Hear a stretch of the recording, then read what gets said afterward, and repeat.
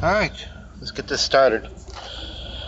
I'm already doomed to have a rough night. I mean, I can't... We'll see how this goes. I don't know. So, this week I failed a drug test. Went to Chula Vista, peed in a cup.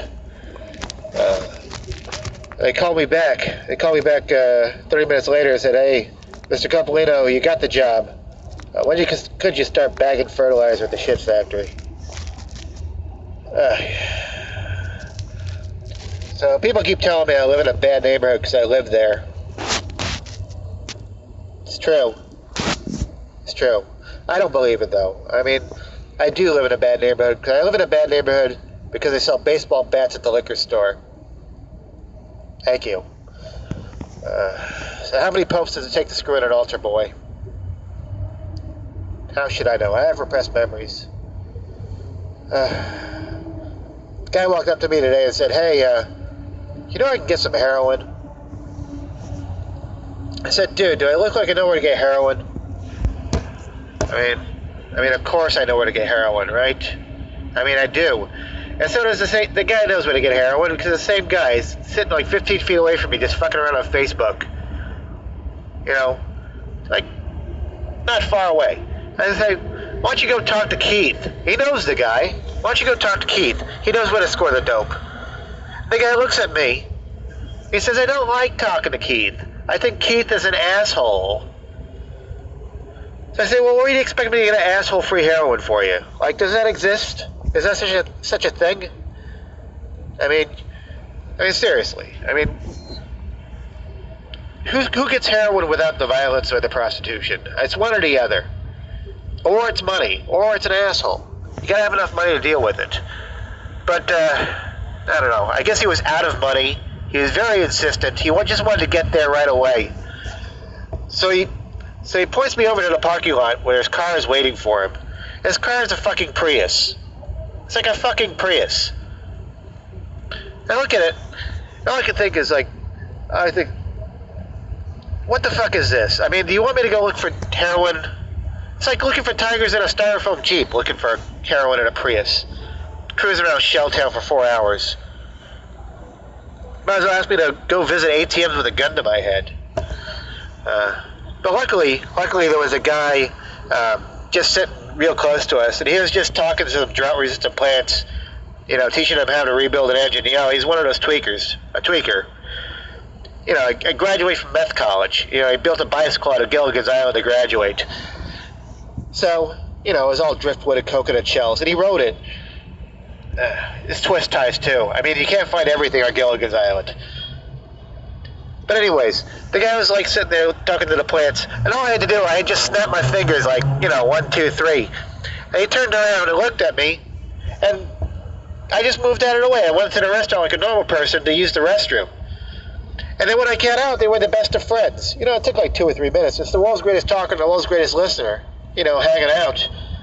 And they realized, you know, maybe there's a reason to turn over the sofa in the apartment or something, or whatever. I mean, I don't know who's convincing who at that point, but they left. I mean, they left. But it took them a while to get out of the parking lot, and I started realizing when I saw this happening that I'm just letting 2 junkies in a Prius loose into the world. And it's like letting Braille for middle finger out, you know? Something bad is going to happen on the streets, and I'm going to feel responsible about it later when I hear about it in the news. Right now, not so much. I don't know. I mean, can I afford to take care of these people? I really can't. Anyways, let's continue telling some jokes. So news story out of Alabama. A news story out of Alabama. This man swallowed a live trout, and he died. He died of asphyxiation. It just goes to show you, not all people are pelicans. No. Sure, some people are pelicans, but they're magical creatures. You can only see them if you're 18 years or older. Oh, God. I talked to my financial planner the other day, After going over the books, we decided my best option for retirement would be to take enough drugs to hallucinate a condominium. And that way I could sell the condominium, I could buy more drugs, and I could hallucinate a 3-bedroom house with a swimming pool. I mean, it seems like a good plan, but every time I meet the financial planner, we do all the drugs, and his office is still a coffee shop. You know, this is my problem right now. I mean, my problem is, I gave my lighter to a comic today. We were up there, like, doing comedy. I wasn't doing comedy, I was watching him do comedy, and he bombed. Like, he bombed horribly on the stage. Like, he dropped the mic twice. And it's in front of people. Like, he just was horrible. And then he was all frail at the end of it. He wanted to go smoke a cigarette. And I took pity on him, and I gave him my lighter. And it was a brown lighter. I mean, nobody takes a brown lighter. It's like taking a pink lighter. You know, nobody does it.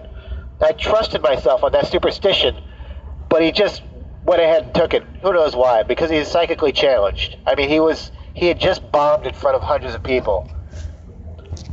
People just hated him. I mean, that's what happens all the time. Sometimes you bomb. Sometimes you do well. Sometimes you're prepared. I mean, he just wasn't prepared. That's what happens a lot of times. People go up there thinking, I'll just riff off the crowd. And then there's no crowd. There's like 8 people up there, and they hate you. They just want to be there until they can sober up enough to go home. That's what they want to do. That's all they're doing. They're sitting there, they're judging you. They're not laughing at your jokes. I don't know. I don't know what people think. I don't seek approval, really. I mean, I seek money. That's what it comes down to. And the bigger the crowd, the more money I'm going to make. And if there's a crowd, I'll actually try to do stuff, because people will laugh at stupid shit all the time. As long as you're saying something, you're on stage, you're in front of a microphone, people will laugh. I mean, they'll laugh at stupid things. Like, I'll say something like this, in 2000, my ex-girlfriend has a Mayan calendar tattooed on her back. My ex-girlfriend has a Mayan calendar tattooed on her back. In 2012, she expired. That's a stupid joke. Kind of. I mean, it's a pop reference joke. It's an apocalypse reference joke, is what it is. Like, the Mayan calendar is done. Like, it's 2012. We were all supposed to die, and now we're still here, hanging out. There's going to be another one. There's going to be another one in 2017. It's going to be less popular than the Mayan calendar. It'll be the Nostradamus prediction. And that's the day we're all supposed to die. And then that won't happen. And then we'll just keep on going, on and on. But these big celebrations all the time, where people spend money, waiting for the apocalypse. They'll raid their bank accounts all of a sudden. They'll decide, this is the time. This is it. Let me, put a second or third mortgage on the house. I mean, that's what they do. Every time. It doesn't make any sense. I don't know. I don't know if that's going to matter. But anyways. Tell more jokes. Memorize more jokes, tell more jokes. So I saw the new Wonder Woman porno the other day. I don't know if you've seen this one. The new Wonder Woman porno. The Wonder Woman uses her vagina as a golden lasso. It's pretty good. But it gets a little redundant after a while, because every time Wonder Woman screws someone, they just end up telling her they're not a movie producer. Getting Divine to eat a warm dog turd in the movie Pink Flamingos, it's not the worst thing John Waters ever did. Worst thing John Waters ever did happened 2 minutes later when he said, damn, there's no film in this camera. Alright. That's my movie reference jokes. I want to get into movies. I think people are tired of sequels. I mean, you can't have sequels forever. People are trying. I mean, but movies are expensive. You gotta do something risque. You gotta do something like bold and cheap. I'm getting into a movie. I am getting into a movie. I mean, we're filming movies right now. We're filming a movie about the apocalyptic future. It's a movie about the apocalyptic future. I don't know what my script is going to be yet. All I know is I have to dress creatively. And I started thinking about it. Like, the apocalyptic future is now. I don't have to dress like some guy from the 80s anymore. I can just dress like myself. And that's what I'll be. I'll be in the apocalyptic future. then I'll have to like make some excuse for why I'm dressed this way, because everyone else will be dressed in like mascara or whatever, you know, or like have like, you know, grease paint on or something like that. They'll have some bold thing, and I'll be there, and what I'm going to do is just say like, well, I found a cache of old hipster like clothing, and it was like in a bomb shelter, and what I did is I just I kept it hidden, but I wore the hipster clothing. And then what happened is all the hipsters that like survived the apocalypse, they wanted to like figure out where I got my duds, because they're fancy duds, you know, very hip. And then so they tell them, well, I have a big store of like these fancy duds. Why don't you come with me? And then when they go over there, I murder them. I murder them, and I would eat them. I don't eat them actually. I actually just butcher their bodies and sell them in supermarkets of the apocalyptic future. To like, you know, shore up the price of pork. Because pork is rationed at that point. Animal meat is rationed at that point in the apocalyptic future. I mean, I'm going to write the script for them, possibly. I mean, they have cameras. I mean, the apocalyptic future is not so, like, extreme. I think it'll be, like, gradual. Things like that. But I think hipsters are, like, the easiest people to, like, trick into, like, being food for other people. You know? Because they want to look spectacular, they want to look hip, but they also want to look kind of normal and like unobtrusive. I think that's the reason they want to like go get that clothing, and so I would help them get that clothing, and then it would be food later. I think I'd be like more 5 years down the road when people caught on that was happening. That'd be like some famous Sonny Bean guy. Also, I'd probably be making drugs. I mean, in the apocalyptic future, that's the key. You want to be a chemist. Is what I would think. People want to be entertained no matter what. They want cheap entertainment. I provide cheap entertainment and poison, probably. I mean, as a chemist in the apocalyptic future. I mean, this is a plot for a movie. Possibly. Who knows? People have camera equipment. That could be a movie. I also want to do a movie conventionally. I mean, I want to do like movies in Hollywood. I know people have short attention spans. You know? I'm starting to think that even the people that make the movies have short attention spans now. Like, they're not even paying attention to the movies. I mean, they're making, like, movies that make money. They're not paying attention to, like, what they're actually making. Like, there used to be superhero movies, like these Hollywood action movies. And the superheroes, like Batman and Superman, it'd be a movie all about them. And it'd be about their character development, how they dealt with all this power, and it built their character, you know? But now, instead of like these character movies with superheroes, now they have superhero movies where a bunch of superheroes are all in the same movie. There's like 9 or 10 superheroes or 12 superheroes, teams of superheroes fighting each other. There's no character development. It's all action now. Because people need to be entertained, and they have short attention spans. Because they've been on the internet too long. They need special effects. They need sound effects. They need whooshes and THS and X effects. And millions of dollars need to be spent on all this stuff. But it provides so many opportunities for people to like make some money. And I would like to be one of these Hollywood superheroes. I mean, sure. It'd be pretty easy. I could be one of the X-Men. Or I could be an Avenger. Or a Justice League guy. But I wouldn't be one of the superheroes that like flies around and stuff. You know, or has some like weird... I mean, I would have a weird superpower, but it'd be a tangible superpower. It'd be like an engineering superpower. Like, I want to be the guy in, like, the Avengers movie that can build a crack pipe out of anything. Like, that's my superhero power, to make a crack pipe out of anything. Because that's an amazing superhero power. It's tangible. It's real. It can happen. Somebody can get really good at it. And all of a sudden, like, to be a bomb in the middle of the city, like, some nuclear bomb is going to destroy the city. You know? And then I'd show up, and then it would be a crack pipe. And then, oh my God, the city is saved.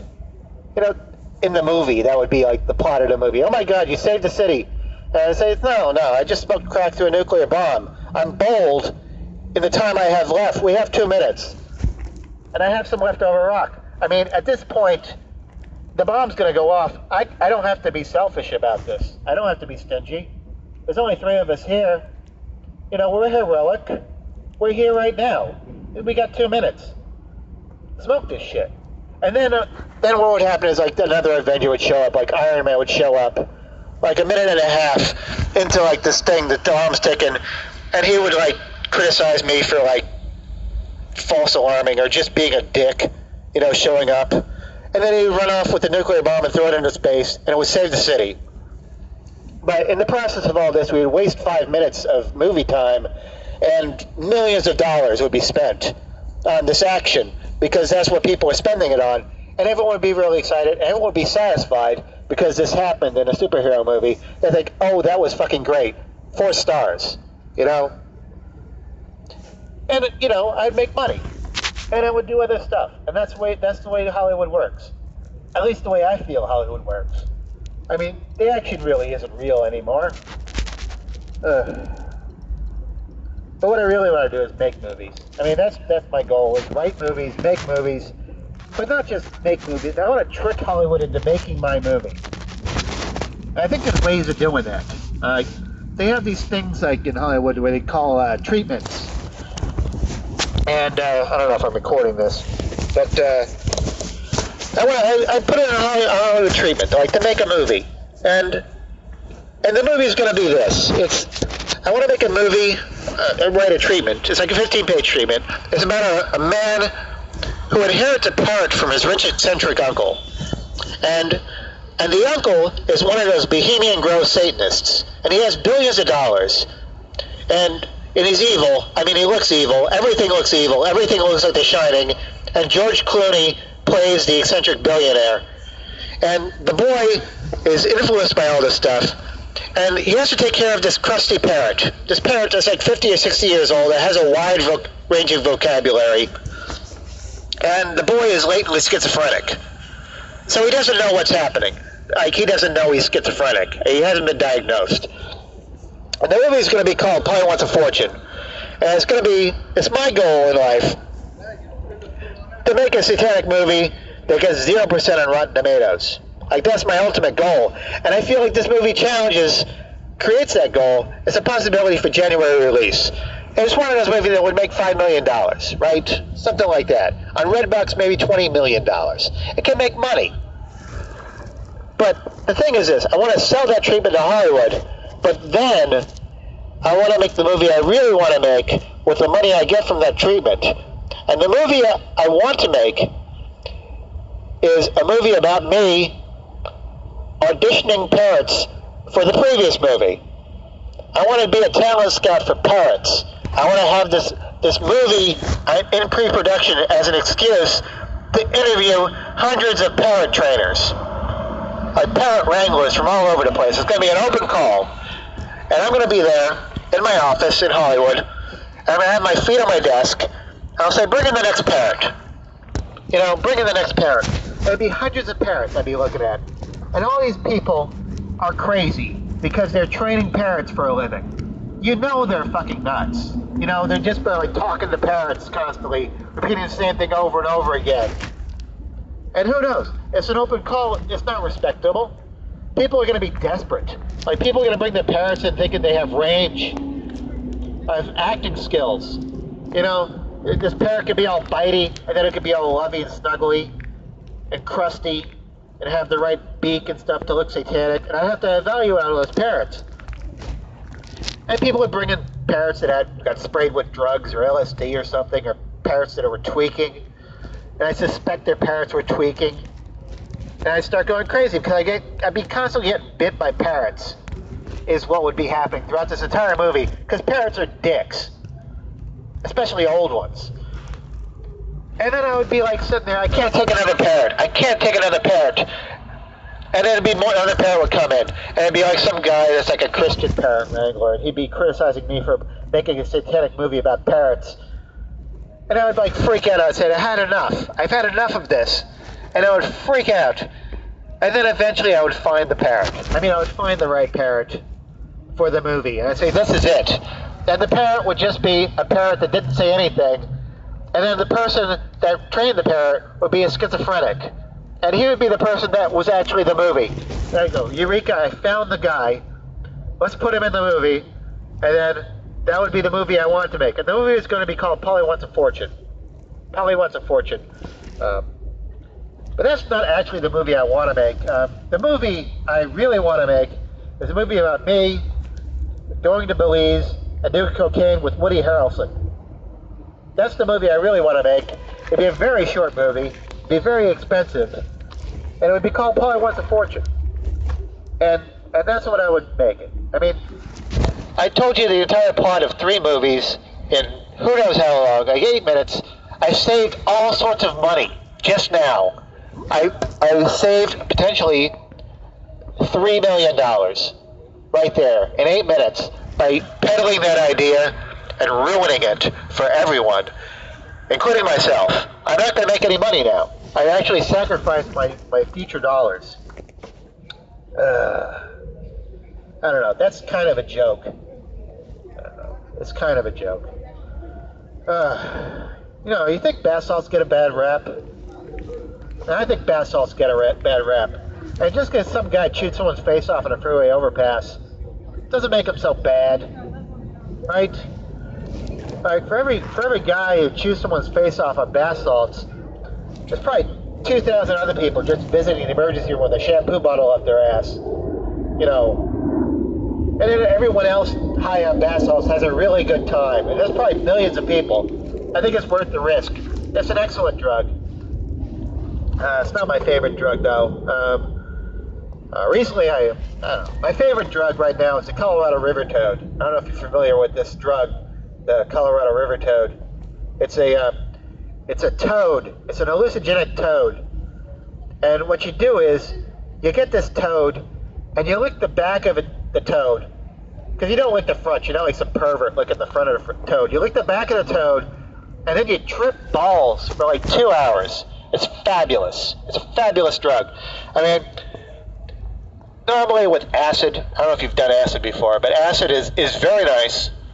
A lot of bulges, a lot of wavelengths, a lot of distortions in space and time. You get the thoughts and everything. But when you do Colorado river toad, it's another level of, I'm not going to say fucked up, another dimension of reality. I mean, 30 seconds into it, all you're doing is looking at a big Easter egg. It's just a sheet of pastels. It's like red and blues and aquamarines and stuff. It's a very bright, fluorescent thing happening in front of you. And that's all it is. And then you break through that, and you're seeing a totally different world. And, like, I was in this world where I was in the claws of a great bird. Like a huge bird, or a dragon, I couldn't tell. And I was in the claws of the bird, and I was flying around, and I was dead. And I didn't care, because I was staring at the sunrise. Like the sunrise and the sunset. It was over the mountains. And the mountains were very well detailed and everything. And the sun was just a Rolodex of all the scenes of my life, flipping over and over again in this big collage. But 85% of those scenes were just pictures of Barney Rubble. It was absolutely an incredible drug experience. And then I crashed out of that, and I was just laying on my bed, and it was hot, and it was cold, and it was red, and I couldn't tell, like, sensations or colors were all mixed together. And I was just laying there, limp, sweating, and I thought, oh my God, this is the best drug ever. This is the best drug. I want to do some more Colorado river toad. And not because of the experience. I mean, the experience makes it a great drug. What really makes Colorado river toad a great drug, it's the only drug I know that can have sex and make more drugs. Like, where else are you going to get something like that? Where else are you going to get a renewable supply of drugs? And it's good for your environment. It's clean. It's pure. It's natural. It's green. It's green. Yeah. So I'm scheming. I had to scheme after like 2 weeks of doing Colorado river toad. I was ready to bring some home. You know, like the sables from Gorky Park. You know, I want to bring these toads back and breed them in my bathroom. You know, get a bunch of lily pads and dragonflies and gnats and stuff, and just have them going. And I can keep them going, or whatever. You know, I already have the gnats. It's not taking me a big deal to have a net and a bunch of dragonflies in there. Doesn't take much to feed them. I don't know. But anyways, so I schemed to bring these toads back. But the thing is this, you can't bring the toads on the plane because I got a zoologist waiting for you at the airport.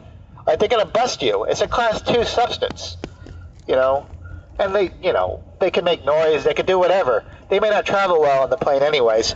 So I had to take the toads back on the Greyhound bus. And it's the only way to bring them back, because nobody checks on the Greyhound bus. Like, nobody really is going to bother you on there. Like, but the thing is this, when you get on the Greyhound bus, I mean, when I got on there, I've been doing toad for 2 weeks. So I was in an altered state already. I had suffered some permanent damage. So, and there's a bunch of normal people on the bus. And when you got normal people on the bus and you're on drugs, it doesn't work out very well. These are extra normal people on the Greyhound bus. There's like people on the bus wearing bonnets.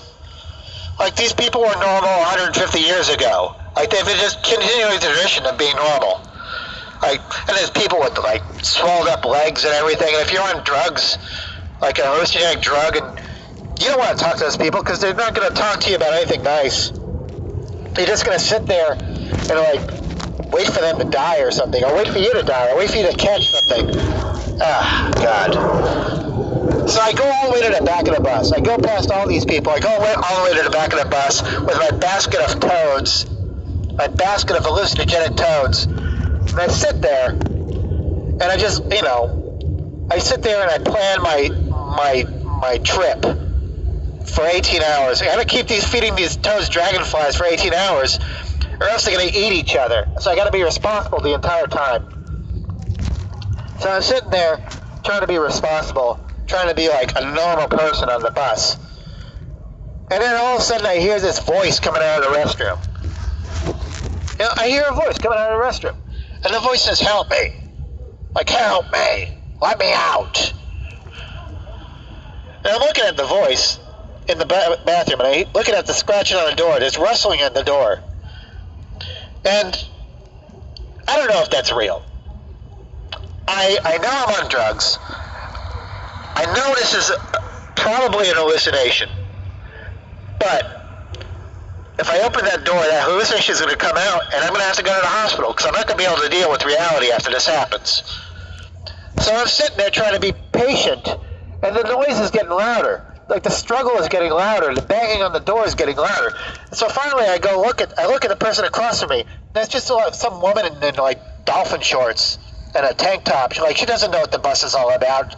She's some German exchange student, like, being normal from her own country where things happen like normally.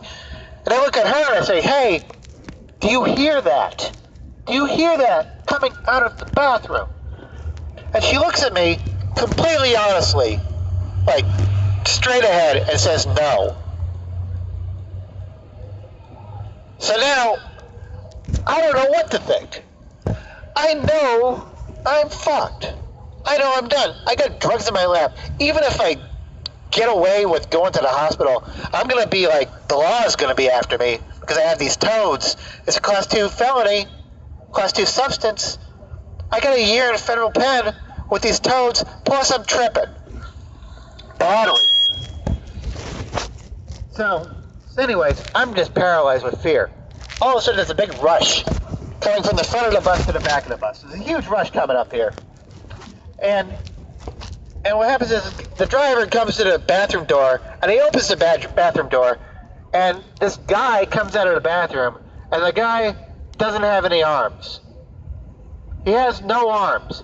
But he's like super no arms, like no clavicles. He's just a neck and a head and a chest. He's like E.T. He's just E.T. is staring at me. A tall E.T. is staring at me with the fucking Jacob's Ladder eyes. He looks at me like I was going to do something. And I look at him and I think, the most normal thing I could possibly say when I see this is, "Hey, I thought you were a ghost." Because that's the normalest thing to say on the bus, because that's what people expect from a bathroom where people are rustling and saying, "Let me out." I don't know. I got away with it. I got away with it. You know, it's resourcefulness. I've been through this drill before.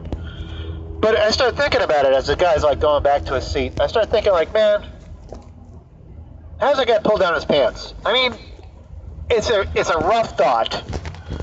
And it's a cruel thought, but it's an engineering thought. Like, how does the man pull down his pants if he has no arms? I mean, I get it. You do this.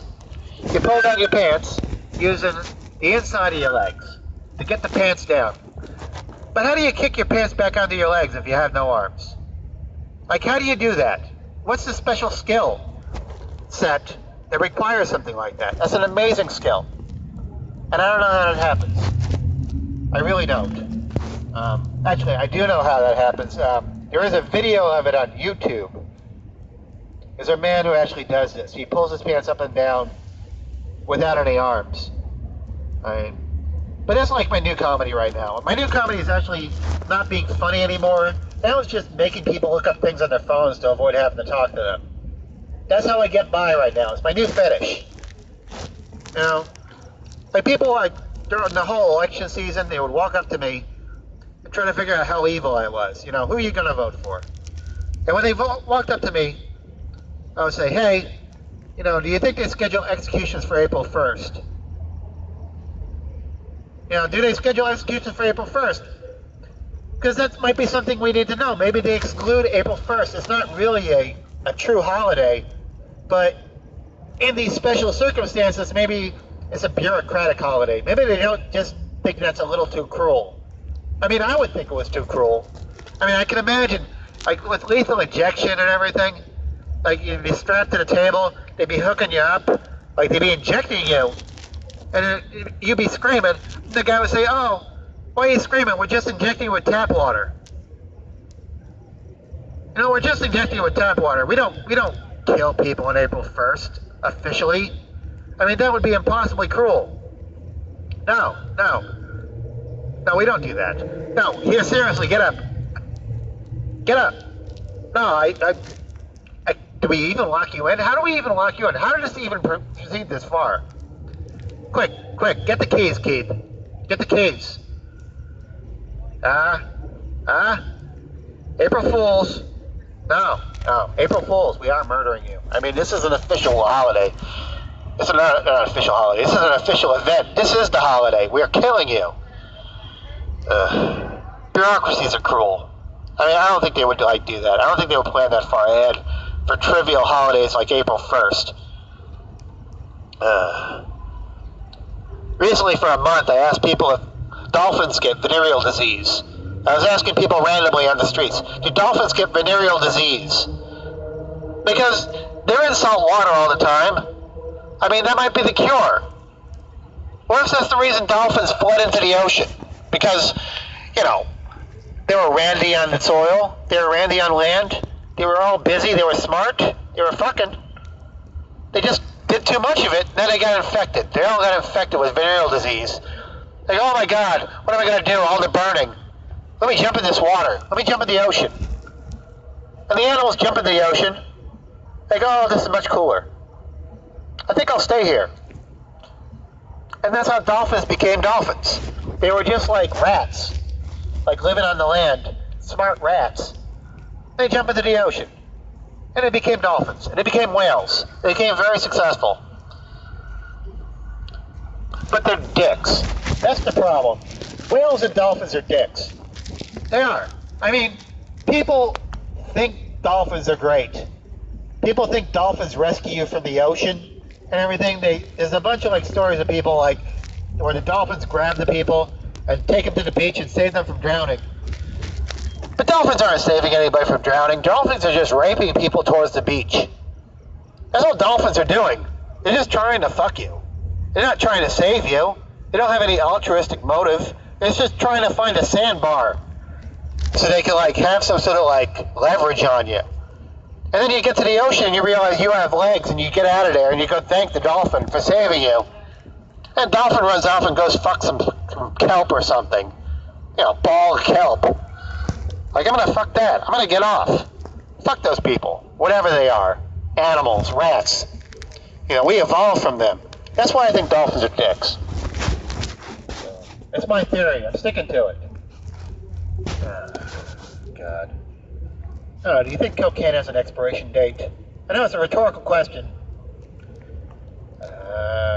Whatever.